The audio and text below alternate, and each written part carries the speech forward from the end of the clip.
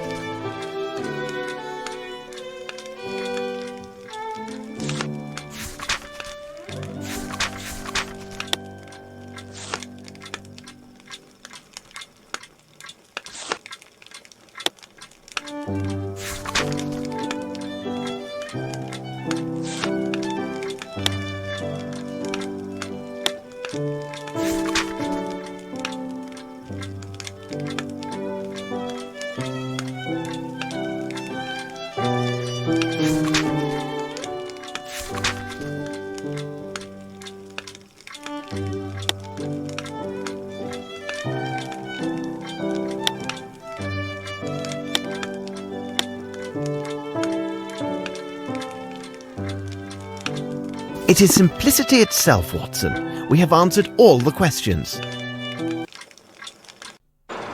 We shall examine the evidence acquired yesterday. A wood trinket, substance from Fowlett's washstand, and the gloves I found at Sherringford Hall. We shall examine a very fine white cotton.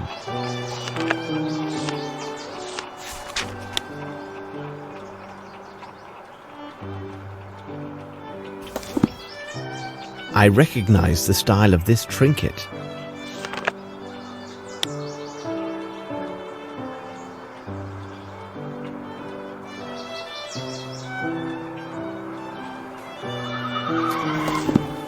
Let's examine it. Greasy substance. Very interesting.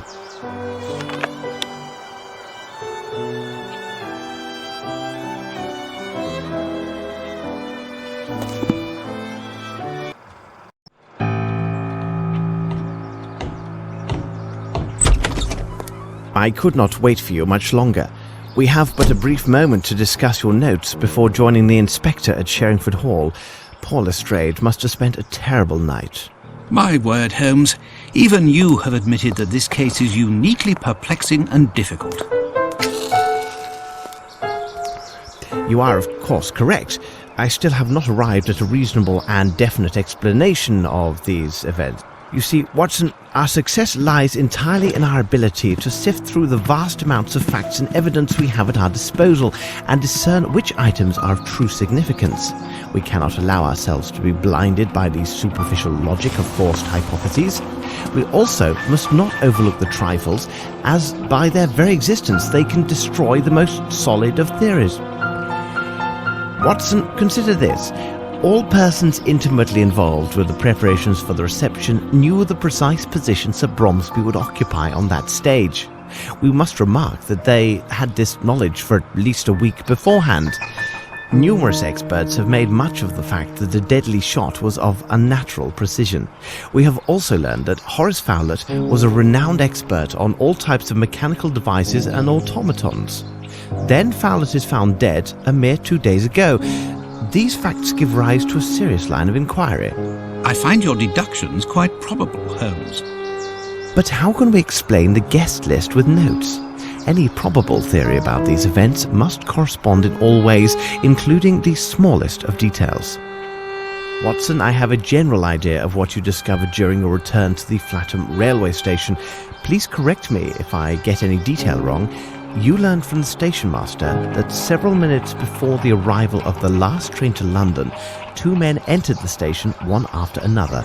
First, there appeared a tall man clothed as a worker. His hat was lowered to hide his eyes, his right hand bandaged. He took a place in the right corner near the platform. A few moments later, Horace Fowlett came in and sat down on a bench. He spoke briefly with the station master and by all appearances seemed to be freezing.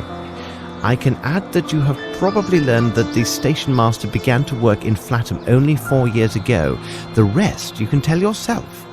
Really, Holmes, you were right concerning the information I received from the station master. When I entered the railway station...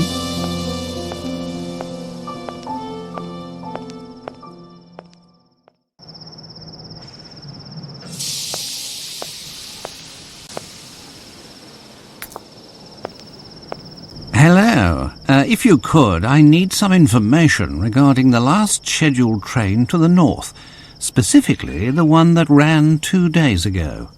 You're one of those fellows from London working with Fletcher, aren't you?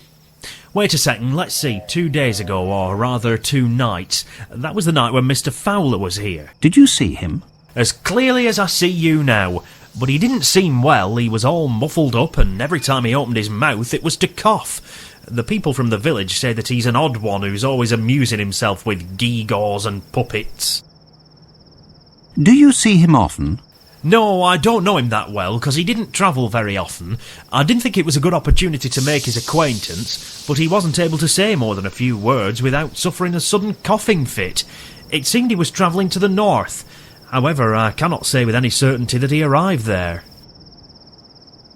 Was there anyone else on the platform? Yes, there was a fellow. I could see his face beneath his cap, and for a second I thought he had a revolver in his pocket, but then I noticed that it was merely his hand.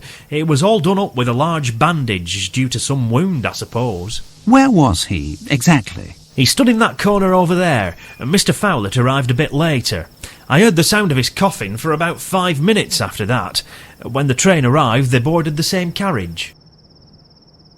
And where might I find this train carriage? Why, right here. They always use the same carriages when they put together the night trains. Aha, and here it is. This is most advantageous. If it would be a help, I can hold the train for 1 or 2 minutes at the station, so you might have a look inside. Thank you very much. Well, I must investigate these matters. Until later, sir.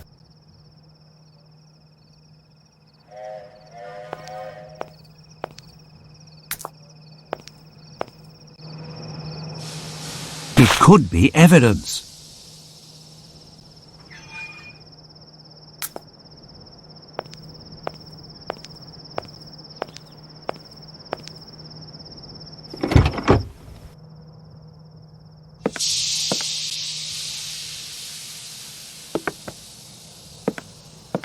There is nothing of interest here.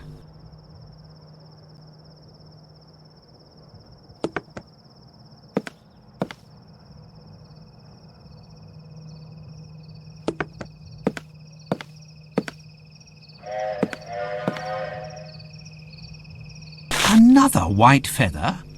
Is someone travelling with chickens?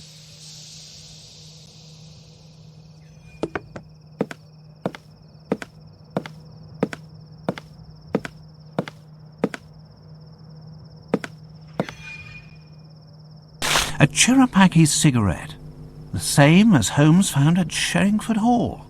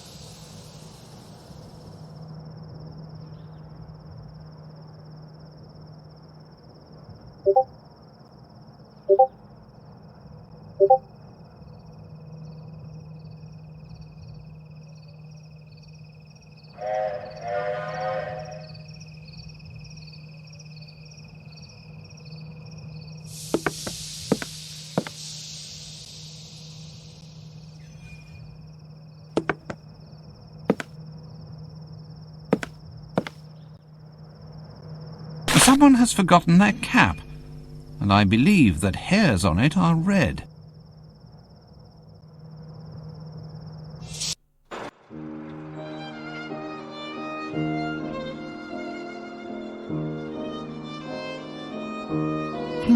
A red hair. This is splendid, Watson.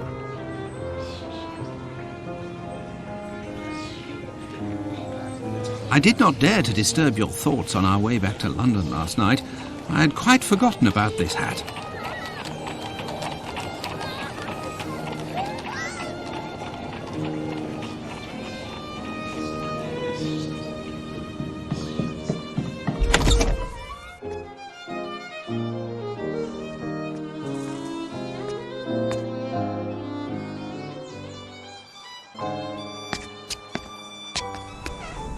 What can we do for you today, Mr. Holmes? Come near, Wiggins.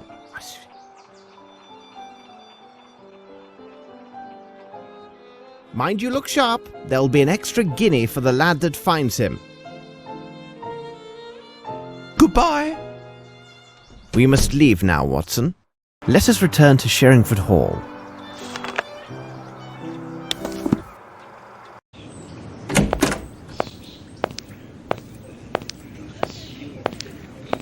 Cabby!